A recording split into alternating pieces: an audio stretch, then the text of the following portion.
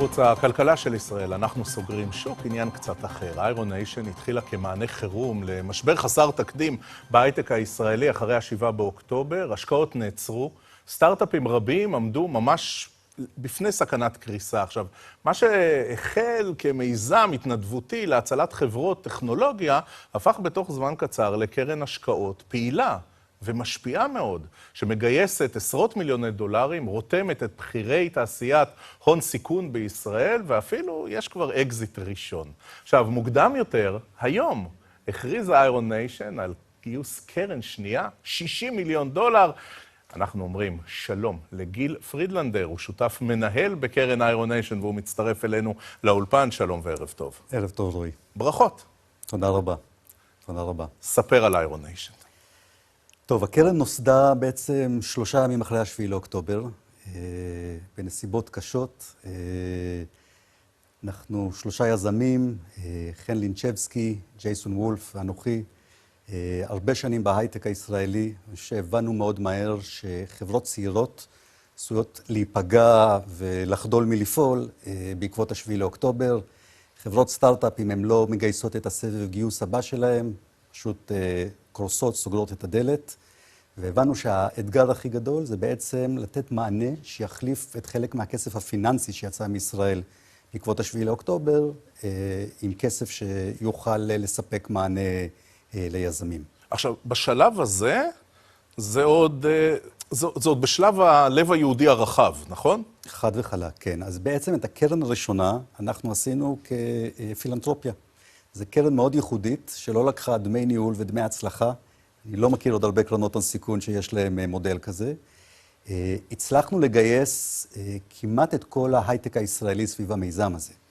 48 קרנות, 100 שותפים, מיתר נתנו פרו בונו את הייעוץ המשפטי, EY נתנו את הפעילות, מיקסר נתנו לנו פה משרדים, ובעצם כולם באו למיזם הזה יחד, כתף אל כתף, כדי לעזור לסטארט-אפים האלה. היחידים שבעצם באו for profit, זה המשקיעים שהחליטו להיכנס בזמן מלחמה, בתקופה מאוד קשה, ולהשקיע באיירון ניישן. עכשיו, אתה אומר, אנחנו התחלנו 3 ימים אחרי ה-7 באוקטובר. תנסה לגרד ככה את הזיכרון. מתי אתם מזהים שיש לכם פה ביזנס? מתי אתם מזהים שבעצם הדבר הזה שהתחיל מפילנטרופיה, מלקפוץ על הרימון במלוא המובן, בעצם יש פה מודל? זה מסע מאוד ארוך. אחרי ה-7 לאוקטובר, הרבה ישראלים טובים התנדבו, כתבו מלפפונים, בישלו, עזרו. אנחנו, כחלק מזה, זה היה התרומה שלנו כאנשים שיש להם הרבה ניסיון בהייטק, אבל מצאנו את עצמנו 15 חודש מתנדבים באירוע הזה של הקרן הראשונה. גייסנו מעל 20 מיליון דולר, עשינו 24 השקעות בחברות מצוינות, דרך אגב, מתוך מעל 1,000 חברות שפנו להשקעה. היה פה תהליך מאוד ארוך, אינטנסיבי, שבמשך השנה הראשונה בעצם פעלנו והשקענו במודל שהוא פילנטרופי לחלוטין. התוכנית שלנו הייתה כל אחד לחזור לדיי ג'וב שלו, אבל מהר מאוד התחלנו להבין שיש פה צורך אמיתי, יש פה פרודקט מרקט פיט. מצאנו הרבה מאוד משקיעים סביב העולם שמעולם לא השקיעו קודם בישראל,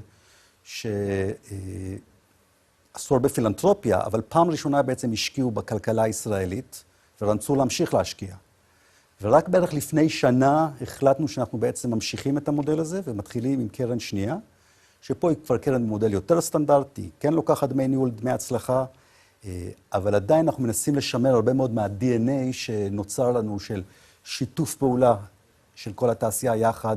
רגע, אז באמת, מהו אותו DNA? זאת אומרת, מפני שבסוף, אתה יודע, אני אתרגם את זה רגע לאנגלית. יש values ויש value. אתם קצת מנסים לעשות את שניהם. כן, אז זו שאלה מצוינת, ואני חושב שנה וחצי הראשונות, כשאני עסקתי בגייס את הקרן הזאת, הייתי צריך לשכנע הרבה משקיעים שאפשר לחבר doing good ו-doing well. אני לא בטוח שאני יכול לתרגם את זה מילה במילה, אבל הצופים יבין. הרבה אנשים באים ואומרים, אני עושה פילנטרופיה, ואני עושה השקעות, ויש לי חומה סינית בשני הדברים האלה, אני לא מחבר אותם. ואנחנו חושבים שאפשר היה אחרת. בטח אחרי 7 לאוקטובר נוצרה הזדמנות אמיתית פה בשוק, בגלל שהיה חוסר כסף, ולואציות מאוד אטרקטיביות, ואנחנו היטפנו לחיבור הזה, הצלחנו לשכנע הרבה מאוד משקיעים, בין משקיעים פרטיים, קהילות יהודיות שהשקיעו בנו, foundations, כמה קרנות VCs שישקיעו, ושוב, ה-proof is in the pudding, ההוכחה נמצאת שם, אנחנו לפני כחודש הודענו על האקסיט הראשון מהקרן הראשונה. ספר עליו. זו חברה מאוד מעניינת בתחום של AI, שבונה, מאפשרת בעצם לחברות קורפורט לעשות משהו שמאוד דומה לצ'אט GPT, בעצם לשבת על המידע הארגוני שלהם ולאפשר לעשות לו query על ה-AI שלהם.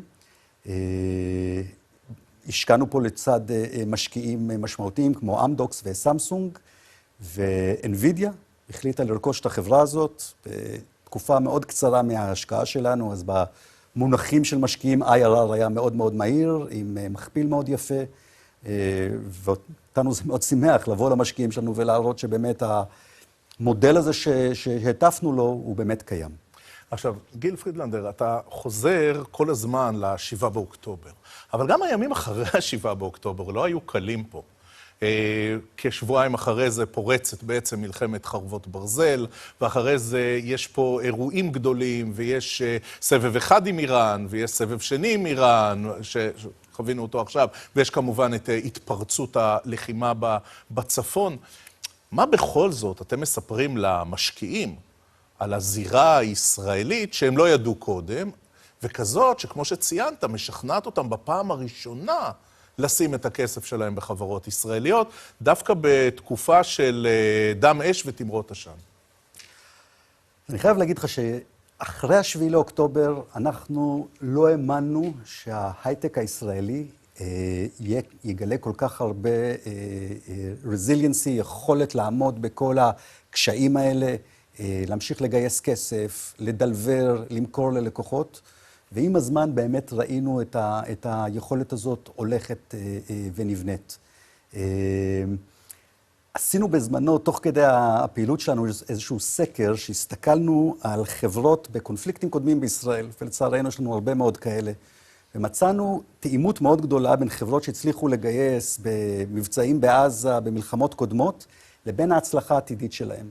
ואנחנו חושבים שזה באמת גורם שהוא מנבא מצוין על פאונדר, על יזם שמצליח לגייס בתקופת מלחמה, על היכולת שלו להצליח אחר כך בשוק מאוד תחרותי. והיום חלק מהחברות הכי גדולות בשוק הן דווקא חברות שהצליחו לגייס. אבל רגע, תסביר לי רגע את הפער. מצד אחד אתה אומר, ראינו את החוסן של ההייטק הישראלי. נכון. מצד שני, אתם נכנסים 3 ימים אחרי 7 באוקטובר, כי אתם מזהים פריחות של ההייטק הישראלי, בטח בתחילת הדרך. תסביר את הפער. לא, אז חד וחלק, הפריחות הייתה מאוד גדולה.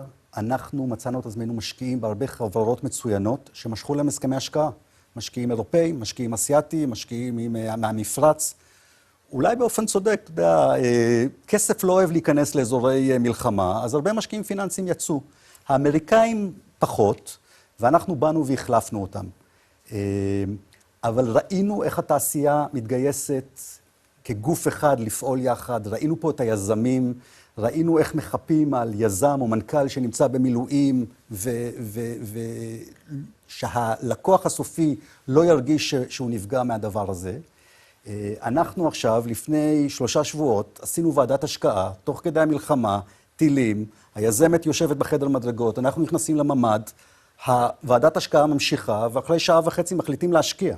אני לא חושב שיש הרבה דוגמאות כאלה בעולם, שאתה רואה שהמלחמה לא מפסיקה את הפעילות, ולנו היה מאוד חשוב, זו חברה מצוינת, להמשיך את ההשקעה ולהמשיך את הוועדה עד הרגע הזה של ההשקעה. בואו נדבר קצת על החדשה המשמעותית של היום, ממש מלפני כמה שעות, סדר גודל של 3 שעות, הכרזה משני הצדדים, גם בישראל, גם בארצות הברית, קרן שנייה, $60 מיליון. אז כשאנחנו הקמנו את הקרן הראשונה, רוב המשקיעים שלנו היו יהודים מכל העולם. בקרן השנייה, הבנו קודם כל שיש רצון להמשיך להשקיע, וזה היה המוטיבציה העיקרית, וגם היה צורך והזדמנות מאוד גדולה בשוק פה להשקיע. בעיקר בוורטיקלים מסוימים, פחות בסייבר שיש את הצורך, אלא כל נושא שנקרא Deep Tech, טכנולוגיה עמוקה, יש שם הרבה צורך והזדמנות. יש תחומים שלא תיגעו בהם? יש תחומים שאתם מכוונים עליהם במיוחד? אנחנו ג'נרליסטים, אז בעיקרון נשקיע בכל תחום, אבל אנחנו מוצאים את עצמנו משקיעים בשלושה אזורים עיקריים, זה מה שקרוי Deep Tech, Life Sciences, כל העולם של Medical Devices, ו-Defense Tech, שפורח היום בישראל בעקבות המלחמה. אנחנו בשנה האחרונה גייסנו כסף גם ממשקיעים קיימים וגם משקיעים חדשים, ובחודשים האחרונים נוצר קשר עם מדינת אינדיאנה, שהחליטה להיות משקיע עוגן בקרן. בעצם היא שמה עכשיו $15 מיליון בזמן מלחמה בקרן ישראלית. הדרייב הגדול מבחינתם זה להביא את חלק מאלפי הסטארט-אפים הישראלים שיקימו פעילות באינדיאנה. כן, שרק נגיד לצופנו, לא מדינה שמזוהה מאוד עם תעשיית ההייטק האמריקנית. אז אני כבר כמעט 30 שנה בהייטק, והייתי עשרות אולי, לא מאות פעמים בארצות הברית, ומעולם לא הייתי באינדיאנה. עד שהגעתי והופתעתי. אינדיאנה היא כלכלה דומה לישראל, 1.5 טריליון. יש שם headquarters של Fortune 500 companies, כמו אילי לילי, אלוונס, קורטיבה, חברות ענק שממוקמות שם.